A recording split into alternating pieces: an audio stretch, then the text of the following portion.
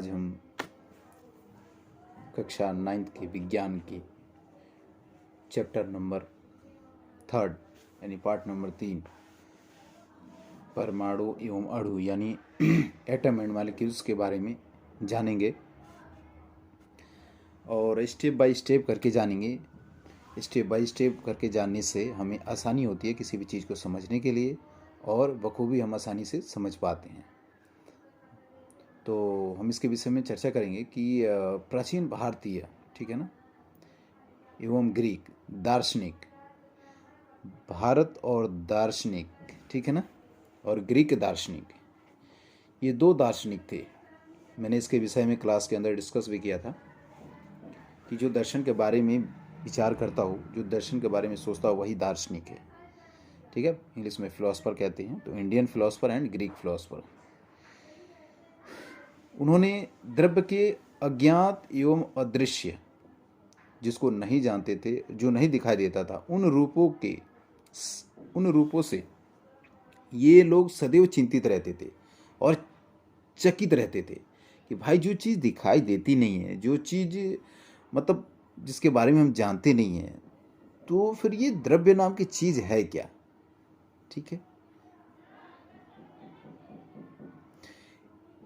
इन पदार्थों की विभाज्यता यानी डिविजिबल के मत के बारे में भारत में बहुत पहले, लगभग कितने साल, 500 साल ईसा पूर्व में यह विचार व्यक्त किया गया था कि यह विचार व्यक्त करने वाले महर्षि कणाद ने प्रतिपादित किया था कि यदि हम द्रव्य, ब्रैकेट में इसको द्रव्य को पदार्थ कहते हैं, ठीक है ना, मैटर को विभाजित करते हुए जाएंगे तो हमें छोटे से छोटे कण प्राप्त हो जाएंगे। इट मीन, समझ रहे हैं आप कि कोई भी अगर वस्तु आप लेते हैं, उसको और ब्रेक करेंगे, तोड़ेंगे, तो एक ऐसी स्थिति आ जाएगी कि क्या होगा, वो बिल्कुल छोटा से छोटा एक यूनिट बचेगा, एक इकाई बचेगी, और वह जो टूट नहीं पाएगा, जो विखंडित नहीं हो पाएगा, जो विभाजित नहीं हो पाएगा, जो ब्रेक डाउन नहीं हो पाएगा, ठीक है। ये तमाम सारे वर्ड एक ही हैं। ऐसी अवस्था उस कण की बन जाएगी तथा अंत में एक ऐसी सीमा आ जाएगी कि वह कण पुनः क्या होगा, विभाजित यानी विजिबल नहीं हो पाएगा। अर्थात इसका मतलब ये हुआ कि वह सूक्ष्मतम कण अविभाज्य रहेगा, ठीक है ना, वह सूक्ष्मतम कण अविभाज्य रहेगा। इस अविभाज्य सूक्ष्मतम कण को उन्होंने परमाणु कहा। समझे आप कुछ? अर्थात इसका मतलब यह हुआ कि एक ऐसी स्टेज आएगी, एक ऐसी अवस्था आएगी कि वह जो है, जो कण है, पार्टिकल्स हैं, वो डिविजिबल नहीं होंगे, उनको, ठीक है ना, उन स्मॉलेस्ट पार्टिकल्स को उन्होंने परमाणु कहा, अर्थात एटम कहा, ठीक है। तथा इसके बाद एक और अन्य वैज्ञानिक थे, अर्थात वैज्ञानिक नहीं, दार्शनिक थे। उनका नाम था पगुदा कात्यायन, ठीक है ना। पगुदा कात्यायन का इस विषय पर एक मत था, जो कि उन्होंने बताया था कि विस्तृत रूप से उन्होंने समझाने की चेष्टा की है और ये कहा कि ये कण सामान्यतः संयुक्त रूप से पाए जाते हैं, ठीक है ना। ये कण क्या है, संयुक्त रूप से पाए जाते हैं, जो हमें द्रव्यों के भिन्न भिन्न रूपों को प्रदान करते हैं, ठीक है ना। द्रव्यों को क्या करते हैं, भिन्न भिन्न रूप प्रदान करते हैं। ये किसने कहा था, ये पगुदा कात्यायन ने कहा था। और इसको उन्होंने विस्तृत समझाने की चेष्टा की। उन्होंने ये बताया और बताने की कोशिश की कि ये जो कण होते हैं, ये पार्टिकल्स होते हैं, ये सिंपलिस्ट क्या होते हैं, संयुक्त होते हैं, एकत्रित होते हैं, ठीक है, उस रूप में ये पाए जाते हैं, जो हमें द्रव्यों के भिन्न भिन्न रूपों को प्रदान करते हैं, ठीक है ना। जो हमें मेट्रो के क्या करते हैं, भिन्न भिन्न रूपों को, भिन्न भिन्न फॉर्म को क्या करते हैं, गिवन आउट करते हैं।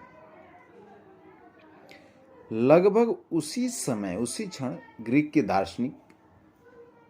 दार्शनिक थे, जिनका नाम डेमोक्रिटस एवं ल्यूसिपियस, ठीक है ना, ल्यूसिपस, ल्यूसिपस था। ये दो लोग थे दार्शनिक, कहाँ के, ग्रीक के।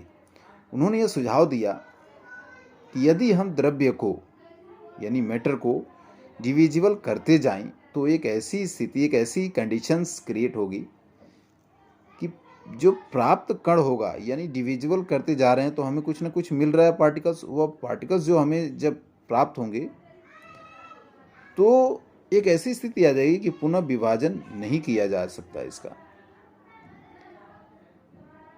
और इन डिविजिबल यानी अविभाज्य कणों को परमाणु, ब्रैकेट में अर्थात अविभाज्य, जो विभाजित नहीं हो, कहा था उन्होंने ये चीज। तो ये सभी सुझाव जो हैं वो दार्शनिक विचारों पर आधारित थे। आप समझ रहे हैं ना, अभी जो मैंने ये बताया, ये जो विचार थे इंडियन फिलोसफर के और ग्रीक फिलोसफर के, जो एटम्स के रिलेटेड जो आइडियाज़ थे, वह एक क्या थे, फिलोसफर आइडियाज़ पे डिपेंडेंट थे, ठीक है, फिलोसफर आइडियाज़ पर क्या थे, डिपेंडेंट थे। यानी ये सभी सुझाव क्या थे, दार्शनिक विचारों पर आधारित थे। इन विचारों की वैधता सिद्ध करने के लिए, इन विचारों की वैधता जो थी उसको सिद्ध करने के लिए 18वीं शताब्दी तक ऐसा कोई प्रयोगात्मक कार्य नहीं हुआ, और 18वीं शताब्दी के अंत तक वैज्ञानिकों ने तत्वों एवं यौगिकों के बीच भेद को समझा, ठीक है ना, एलिमेंट एंड कंपाउंड के बीच के अंतर को 18वीं शताब्दी के अंत में वैज्ञानिकों ने समझा, ठीक है। और स्वाभाविक रूप से यह पता करने के इच्छुक हुए, लालायित हुए कि जो एलिमेंट हैं, जो तत्व हैं, वो कैसे तथा क्यों संयोग करते हैं। अभी मैंने बताया था कि 3 ही कारण होते हैं, कैसे, क्यों और कहाँ। तो इसमें से 2 शब्द हमें मिल रहे हैं कि कैसे तथा क्यों संयोग करते हैं। अगर हमें इसका पता चल जाए तो इनके बीच का कारण और इनके होने का कारण भी लगभग हमें पता चल जाएगा। संयोग करते हैं, और जब तत्व यानी एलिमेंट परस्पर संयोग करते हैं तब क्या होता है, यह उनके दिमागों में बड़े क्रिएटिव आइडियाज़ क्रिएट हो रहे थे, ठीक है। तो उसके बाद जो है साइंटिस्ट अंतवा, ठीक है ना, उनका नाम था अंतवा एवं लवाइजिए, जो कि रासायनिक से संबंधित वैज्ञानिक थे, और रासायनिक संयोग के 2 महत्वपूर्ण नियमों को इन्होंने स्थापित किया। इस तत्वों के और कंपाउंड के यानी यौगिकों के बीच का अंतर समझा, और समझने के बाद से वैज्ञानिकों ने 2 महत्वपूर्ण नियम स्थापित किए,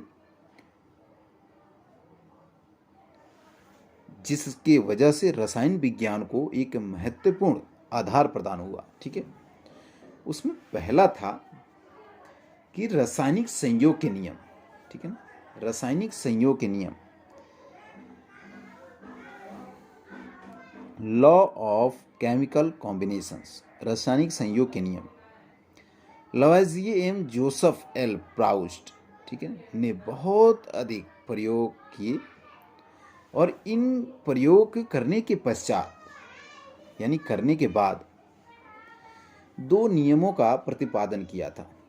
तो आप यहाँ ध्यान देंगे कि 2 वैज्ञानिक थे इस प्रयोग को करने के लिए, जिसका नाम इन्होंने रखा था रासायनिक संयोग के नियम यानी लॉ ऑफ केमिकल कॉम्बिनेशंस, ठीक है।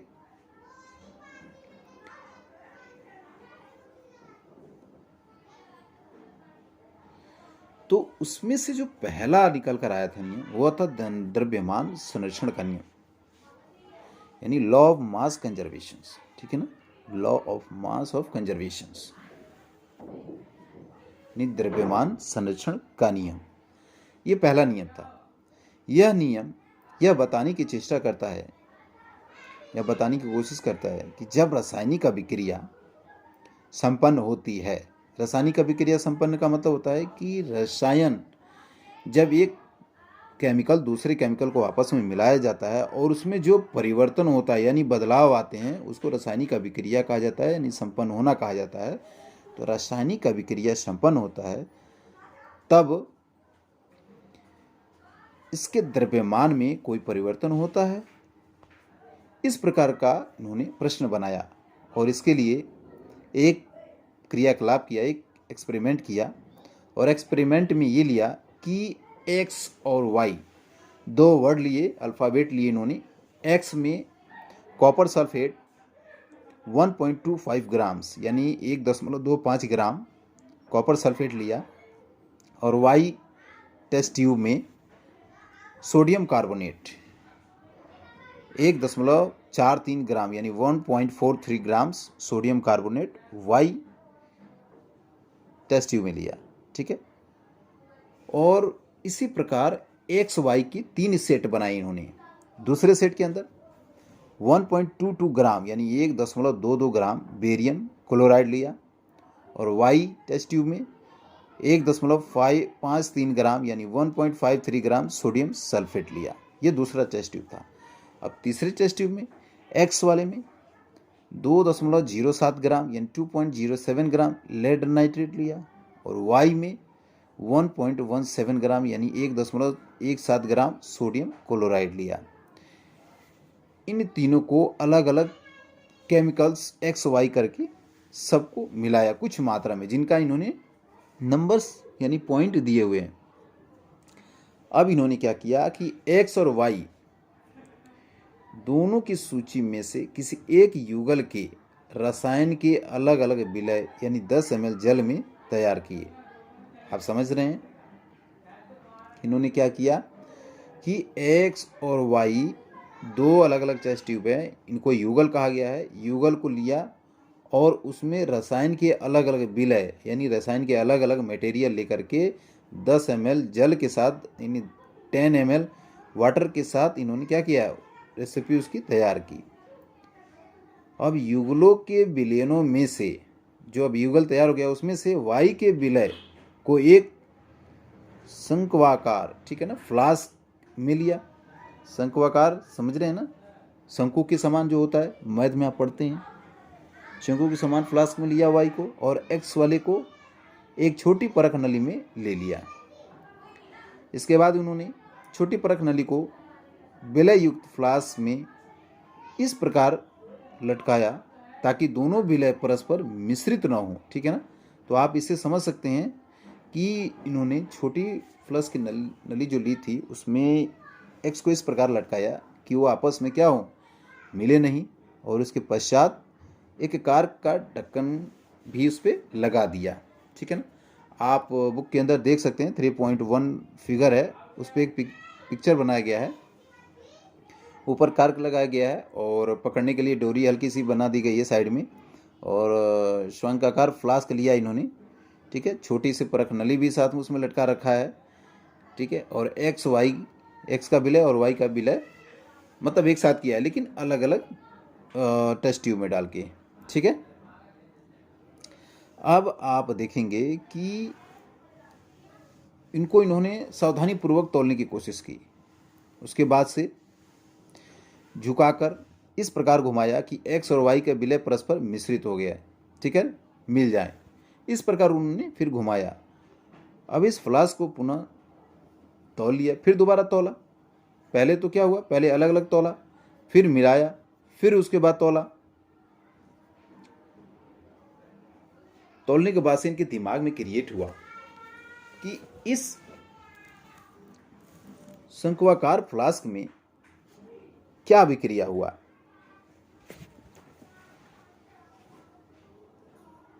और क्या रासायनिक अभिक्रिया हुआ,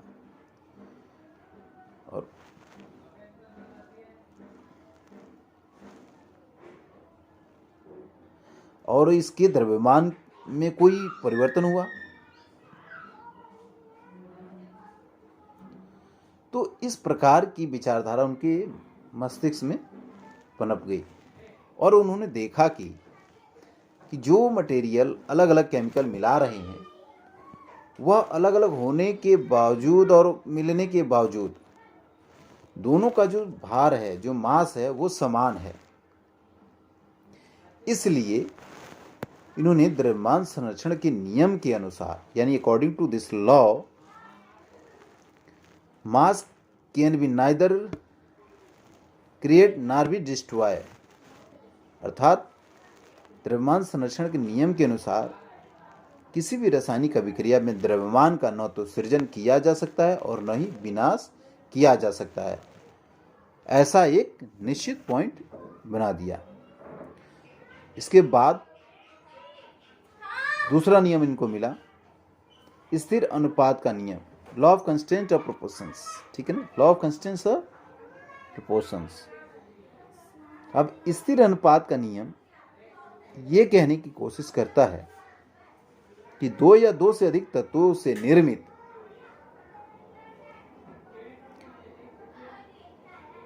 इस प्रकार प्राप्त यौगिकों में इन तत्वों का अनुपात स्थिर होता है, चाहे इसे किसी भी स्थान से प्राप्त किया गया हो। आप समझ रहे हैं मैं क्या कहने की कोशिश कर रहा हूं?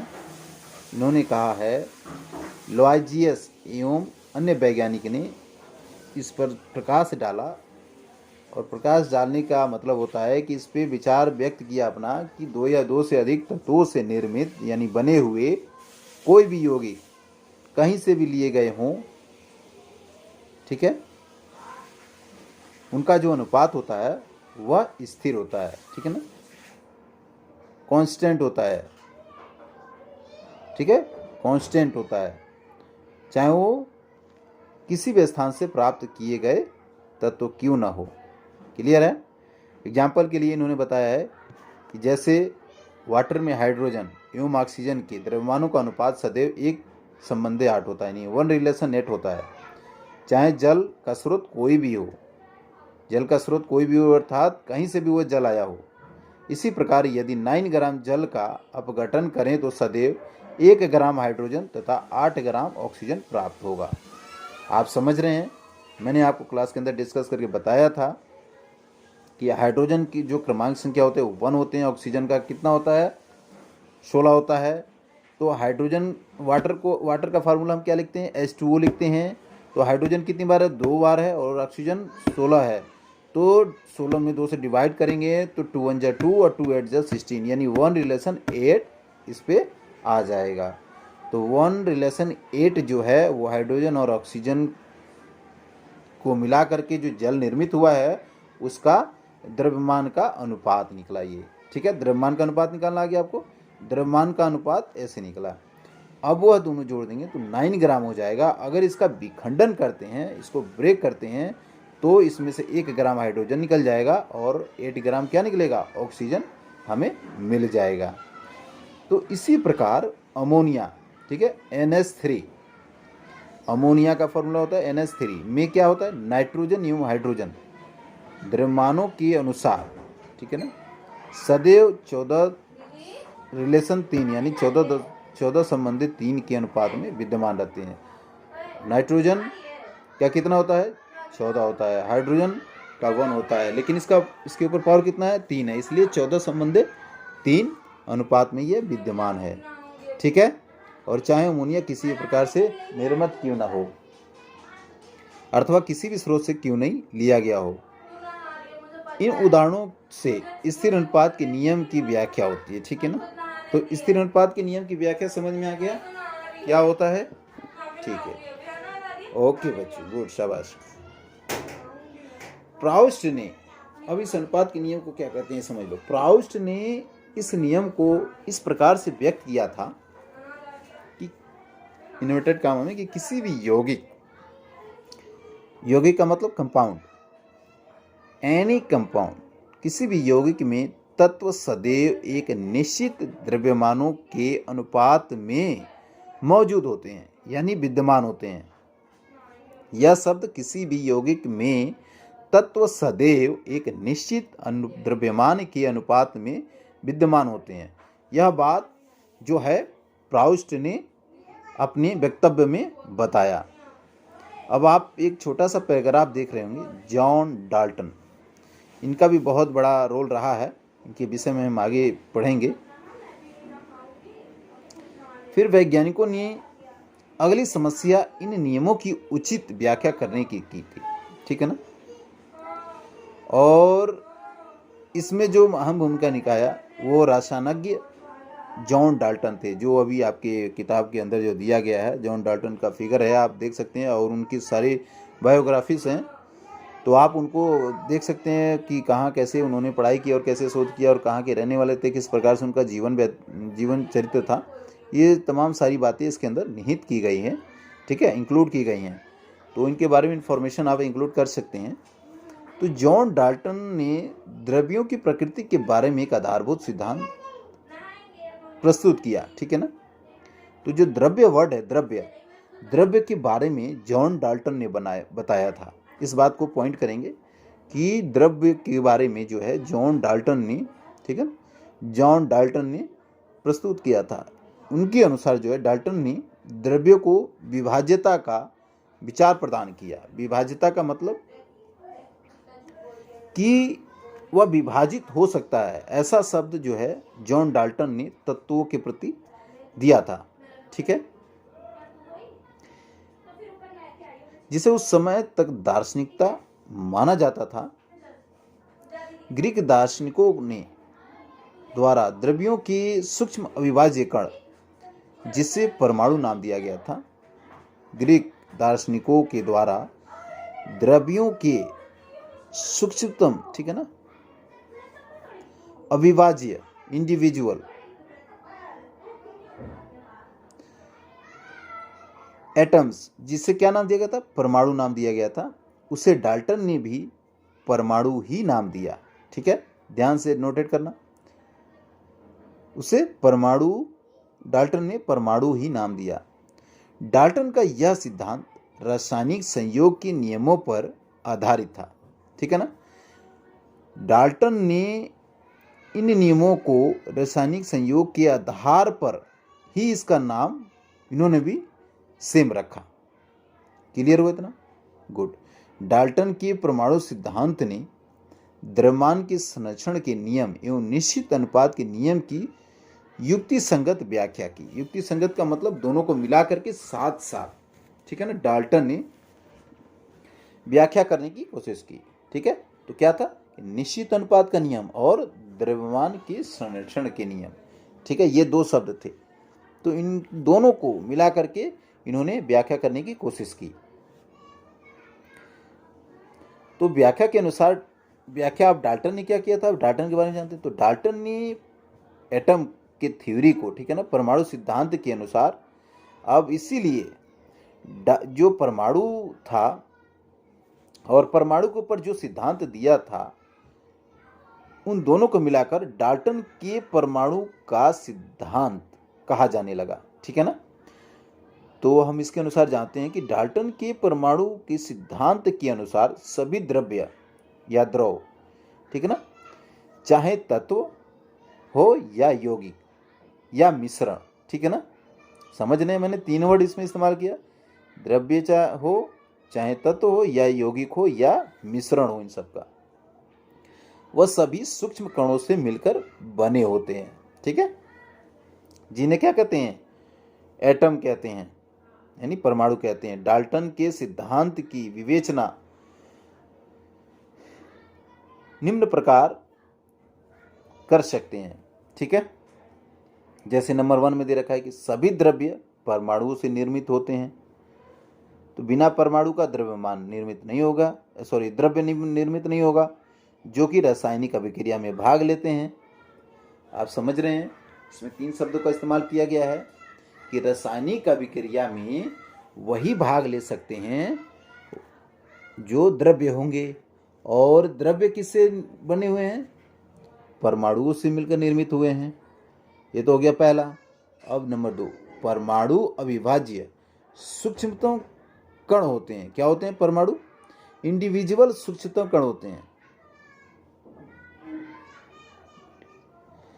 क्या होते हैं? इंडिविजुअल माइक्रो पार्टिकल्स होते हैं। एटम्स क्या होते हैं? इंडिविजुअल माइक्रो पार्टिकल्स होते हैं। यानी परमाणु अविभाज्य सूक्ष्मतम कण होते हैं, ठीक है, जो रासायनिक अभिक्रिया में न तो सृजन होते हैं न ही उनका विनाश होता है, अर्थात न तो ये पैदा होते हैं और न ही ये खत्म होते हैं। नंबर 3, दिए गए तत्व के सभी परमाणु का द्रव्यमान, यानी जो तत्व दिए गए हैं उन सभी परमाणुओं का जो द्रव्यमान है, जो एटम का जो मास है एवं उनके रासायनिक गुणधर्म यानी उनके केमिकल प्रॉपर्टीज हैं, वह क्या होते हैं, समान होते हैं। तीसरा ये दिया उन्होंने। चौथा क्या दिया, विभिन्न भिन्न तत्वों के परमाणुओं के द्रव्यमान एवं रासायनिक गुणधर्म भिन्न भिन्न होते हैं, यानी डिफरेंट एलिमेंट के एटम्स के मास और केमिकल प्रॉपर्टीज भिन्न भिन्न होते हैं, ये भी इन्होंने कहा। उसके बाद नंबर 5 दिया कि भिन्न भिन्न तत्वों के परमाणु परस्पर छोटी पूर्ण संख्या के अनुपात में संयोग कर यौगिक निर्मित करते हैं, अर्थात डिफरेंट एलिमेंट के एटम्स जो होते हैं वो परस्पर क्या करते हैं, छोटे छोटे स्मॉलेस्ट नंबरों में क्या करते हैं, कॉम्बिनेशंस प्रोपोर्शंस करते हैं, यानी छोटी छोटी संख्याओं के अनुपात में संयोग करते हैं, यानी आपस में मिलते हैं और क्या करते हैं, कंपाउंड का निर्माण करते हैं, यानी यौगिक का निर्माण करते हैं। 5वां नंबर ये। 6ठा नंबर, किसी भी यौगिक में परमाणुओं की सापेक्ष संख्या एवं प्रकार निश्चित होता है, यानी इट मीन्स एनी कंपाउंड्स में भी include numbers and shape same type, that's called atom, ठीक है ना। जो उनके किसी भी यौगिक के परमाणु होते हैं यानी एटम होते हैं, उनकी संख्या एवं प्रकार दोनों क्या होती है, निश्चित होती है ना। क्लियर हुआ? गुड बच्चों।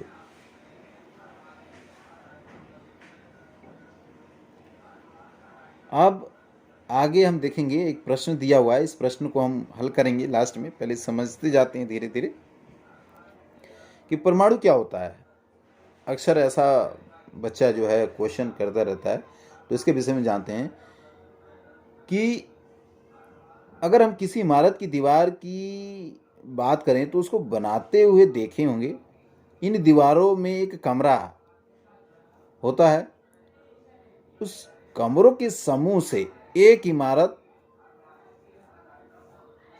निर्मित होती है। तो अब इसमें मैंने वर्ड इस्तेमाल किया समूह। तो समूह जब घर बनाया जाता है तो छोटी से छोटी और बड़ी से बड़ी चीज़ों का इसमें इस्तेमाल किया जाता है, जैसे सीमेंट है, बालू है, गिट्टी है, ईंट है। तो ये क्या है, सबसे छोटी इन चारों आइटमों में से सबसे छोटा क्या है, सीमेंट है। अगर उसके स्मॉलेस्ट पार्टिकल की बात करें हम, तो बिल्कुल इतना बारीक है कि अगर एक कण हम उड़ाएं तो वो अनविजिबल है, अगर हम उसको विजुअल करना चाहें तो वो अनविजिबल है, लेकिन हाँ साइंस के थ्रू अगर करना चाहें तो वो विजिबल है, ठीक है। उड़ता तो है, लेकिन अगर ज़्यादा मात्रा में होंगे तभी दिखाई देगा, अगर नहीं कम मात्रा में होंगे तो वो दिखाई ना के बराबर देगा, ठीक है। तो वो क्या हो गया, उस पूरे मकान का एक छोटा से छोटा वो एक इकाई है, एक यूनिट है, ठीक है ना। तो इसको देखते हुए कहा गया है कि कमरों के समूह से एक इमारत निर्मित होती है, उस विशाल इमारत की रचनात्मक इकाई वह कहलाती है, ठीक है।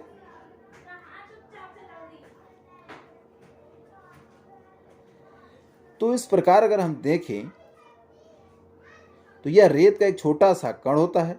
इसी प्रकार सभी द्रव्यों की रचनात्मक इकाई क्या होती है, परमाणु होती है, यानी एटम होती है। अब तो परमाणु जान गए, अब परमाणु कितने बड़े होते हैं, अब ये क्वेश्चन आ गया हमारे दिमाग में। तो इसके विषय में हम बात करेंगे।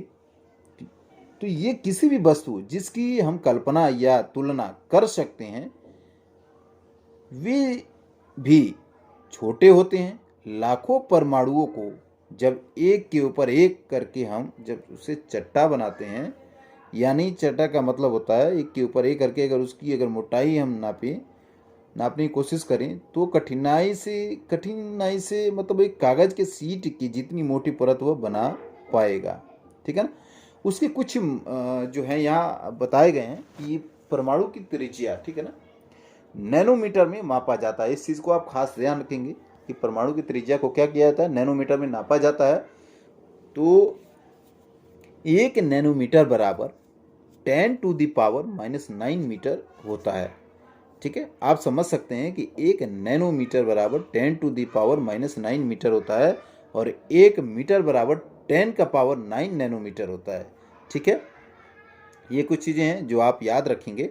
इसी प्रकार आप देख रहे हैं कि सापेक्ष आकार इसका जो होता है, यानी मीटर में देखेंगे तो हाइड्रोजन परमाणु का जो त्रिज्या होता है वो होता है 10⁻⁻10 मीटर। जल का जो अणु होता है उसका होता है त्रिज्या 10⁻⁹ मीटर और हीमोग्लोबिन अणु का जो होता है वो होता है 10⁻⁸ मीटर, ठीक है। रेत के कण की अगर हम बात करें तो रेत का कण जो होता है वो होता है 10⁻⁴ मीटर और अगर चींटी की बात करें तो चींटी का जो त्रिज्या होती है वो 10⁻³ मीटर होता है और सेब की अगर हम बात करें तो सेब का जो मीटर होता है वो 10⁻⁻1 मीटर होता है। तो ये कुछ उदाहरण आपको दिए जा रहे हैं जो आप देख सकते हैं। इसके अलावा जब हम बात करें कि जब परमाणु का आकार इतना सूक्ष्म है कि हम इसे नगण्य मान सकते हैं तो हम इसके बारे में क्या सोच सकते हैं।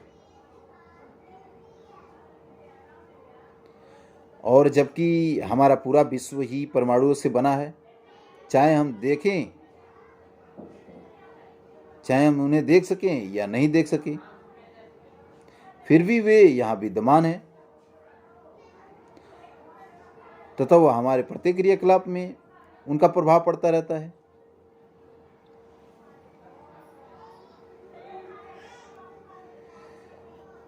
अतः अगर हम बात करें आधुनिक तकनीकों की सहायता से इन तत्वों की सतहों के आवर्धित प्रतिबिंबों को हम मतलब देख सकते हैं, ठीक है ना।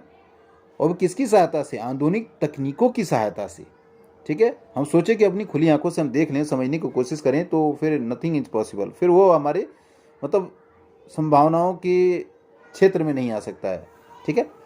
केवल और केवल किससे हम देख उनको प्रतिबिंबित कर सकते हैं, आधुनिक तकनीकों की सहायता से, ठीक है ना। वो भी उनके सतहों के आवर्धित प्रतिबिंबों को ही देख सकते हैं जिसमें क्या है, उपस्थित परमाणु स्पष्ट दिखाई देंगे, ठीक है। आपके बुक में एक फिगर दिया गया होगा, उसको आप देख सकते हैं। वह आधुनिक तकनीकों की सहायता से प्रतिबिंब बनाया गया है, वो सिलिकॉन का है, ठीक है ना। सिलिकॉन के प्रतिबिंब है वो, जो परमाणु के रूप में प्रतिबिंबित है और स्पष्ट दिखाई दे रहे हैं, तो आप उनको देख सकते हैं। अब इसके बाद से हमने रासायनिक संयोग के नियम के अंदर 2 नियम के प्रतिपादन के विषय में जान लिया है। अब जो है विभिन्न परमाणुओं के आधुनिक प्रतीक भी होते हैं, इसके विषय में भी हम जानने की कोशिश करेंगे।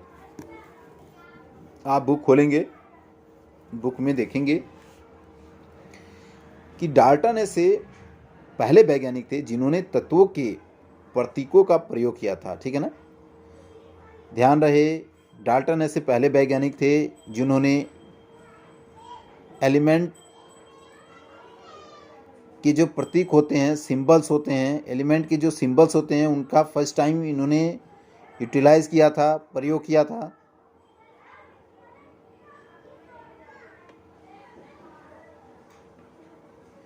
और इसके बाद जब डाल्टन ने इन एलिमेंट के सिंबल्स को यूज़ किया तो यह सिंबल्स उन एलिमेंटों की एक निश्चित मात्रा की ओर इशारा करता था, एक निश्चित मात्रा की ओर इशारा करता था। अर्थात ये सिस्टम एलिमेंट के एक एटम को प्रदर्शित करता था। वर्जिलियस, ये नाम है एक, वर्जिलियस ने एलिमेंट के ऐसे सिंबल्स का सुझाव दिया। ठीक है ना, वर्जिलियस ने एलिमेंट के ऐसे सिंबल्स का एडवाइस दिया जो उन एलिमेंट के नामों के एक या दो अक्षरों से प्रदर्शित होते थे। अब थोड़े से और इसकी हिस्ट्री हम देख लेते हैं। जैसे आप बुक खोलेंगे तो इसके अंदर दिया गया है, सबके कुछ न कुछ सिंबल्स दिए गए हैं। हाइड्रोजन का दिया गया है, फास्फोरस का, कॉपर का, गोल्ड का, कार्बन का, सल्फर का, सीसा का, प्लेटिनम का, ठीक है, ऑक्सीजन, आयरन और सिल्वर, पारा का भी। इसके बाद हम देखते हैं जैसे कि उदाहरण के एग्जाम्पल के रूप में कॉपर का नाम साइप्रस से उत्पन्न हुआ, यानी ओरिजिन हुआ। कुछ एलिमेंटों के नाम उनके स्पेशल कलर से लिए गए। एग्जाम्पल के तौर पर जैसे गोल्ड यानी स्वर्ण, तो जो गोल्ड का नाम है अंग्रेजी के उस शब्द से लिया गया है जिसका अर्थ होता है पीला।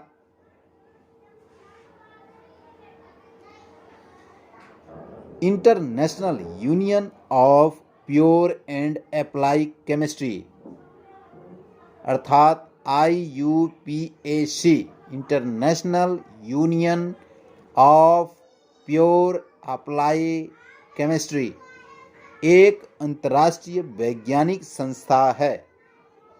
एक अंतर्राष्ट्रीय वैज्ञानिक संस्था है जो एलिमेंट के नामों, सिंबल्स एवं मात्रक यानी यूनिट को क्या करता है, ये स्वीकृति प्रदान करता है, यानी एक्सेप्टेशंस गिवन आउट करता है। क्या करता है? स्वीकृति प्रदान करता है, यानी स्वीकार करता है, एक्सेप्ट करता है।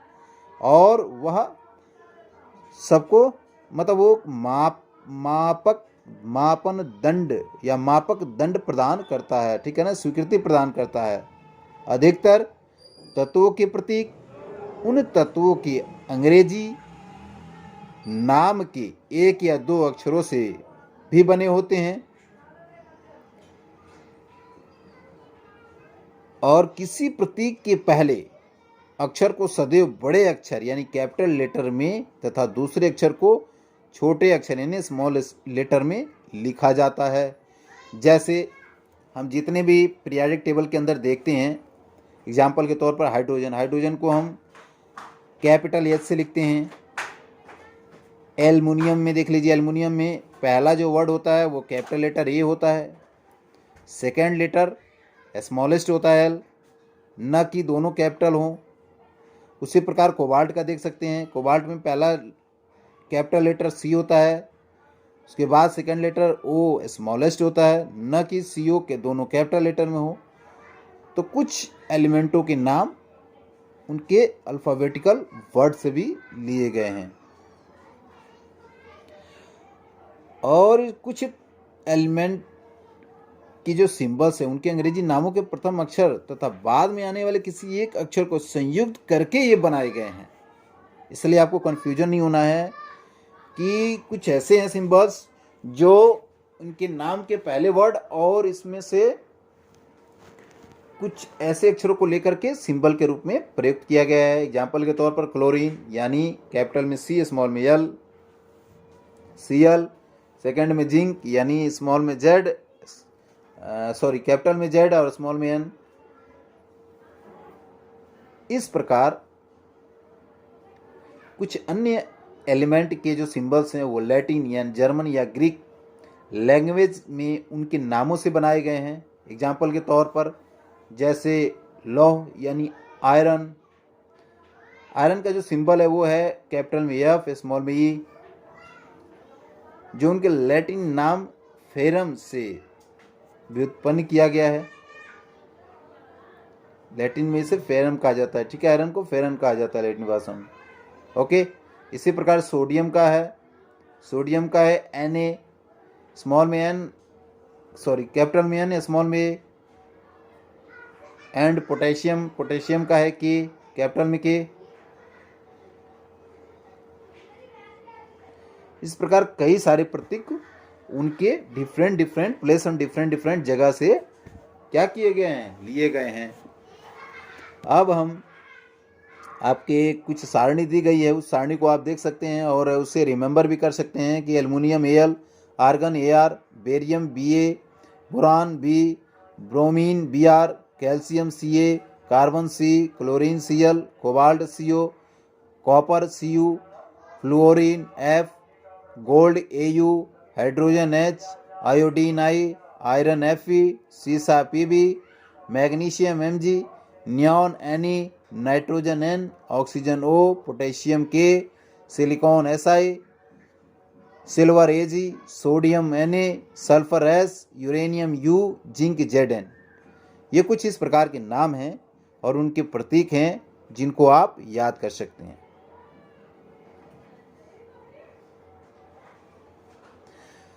अब हम 3.2.2 यानी परमाणु द्रव्यमान यानी एटम मास के बारे में डिस्कस करेंगे, ठीक है बच्चों, और इसके विषय में जानने की हम कोशिश करेंगे। डाल्टन के परमाणु सिद्धांत, ठीक है ना, अभी हमने डिस्कस किया था कि डाल्टन कौन थे और परमाणु सिद्धांत डाल्टन के साथ क्यों जुड़ा। डाल्टन के परमाणु सिद्धांत यानी डाल्टन ने रिसर्च किया, इस पर थ्योरी दी, इसीलिए थ्योरी परमाणु सिद्धांत के रूप में उनके साथ आ गया। तो उन्होंने विशिष्ट कल्पना परमाणु द्रव्यमान की थी, ठीक है ना, विशिष्ट। उनके अनुसार प्रत्येक तत्व यानी प्रत्येक एलिमेंट, एवरी एलिमेंट का एक अभिलाक्षणिक परमाणु द्रव्यमान होता है, ठीक है ना। डाल्टन ने कहा कि प्रत्येक एलिमेंट के एक अभिलाक्षणिक परमाणु द्रव्यमान होता है और इस सिद्धांत, डाल्टन का सिद्धांत स्थिर अनुपात के नियम को भी भली भांति समझाने में समर्थ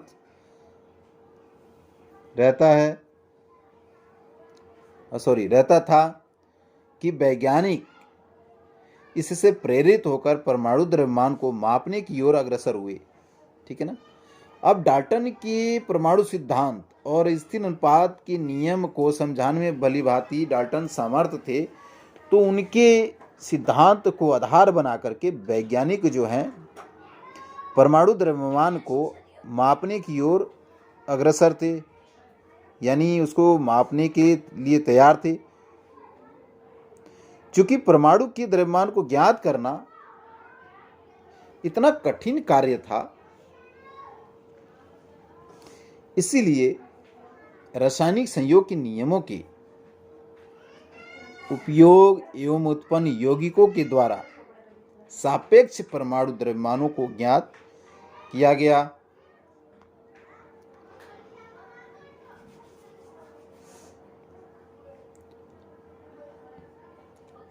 अब हम यहाँ पर एक यौगिक यानी कार्बन मोनोऑक्साइड CO का उदाहरण लेते हैं, इससे हम समझने की कोशिश करेंगे, इससे और भली बातें हमें समझ में आ सकता है। जो कार्बन एवं ऑक्सीजन द्वारा निर्मित होता है, प्रायोगिक तौर पर यानी आम तौर पर यह निरीक्षित किया गया कि 3 ग्राम कार्बन तथा 4 ग्राम ऑक्सीजन के संयोग से कार्बन मोनोऑक्साइड निर्मित हुआ है। दूसरे शब्दों में कहा जाए तो कार्बन अपने 4/3 यानी 4/3 यानी 4:3 गुना अधिक द्रव्यमान वाले ऑक्सीजन के साथ संयुक्त होता है, यानी कार्बन अपने 4/3 गुना अधिक द्रव्य यानी मास वाले ऑक्सीजन के साथ क्या करता है, संयुक्त होता है, मिलता है, कोरिलेट होता है। जैसे कि मान लीजिए हम परमाणु द्रव्यमान की इकाई को एक कार्बन परमाणु द्रव्यमान के बराबर मानते हैं। अंडरलाइन करिएगा कि परमाणु द्रव्यमान की इकाई को एक कार्बन परमाणु द्रव्यमान के बराबर मानते हैं। ठीक है, तो कार्बन परमाणु को 1.0 यानी 1.0, ठीक है, यूनी तथा ऑक्सीजन परमाणु द्रव्यमान को A1.33 यानी निर्दिष्ट करते हैं। U दिया गया है, ठीक है ना। तो U का मतलब होता है, इसकी जगह पे पहले लिखा जाता था AUE यानी एटॉमिक मास यूनिट।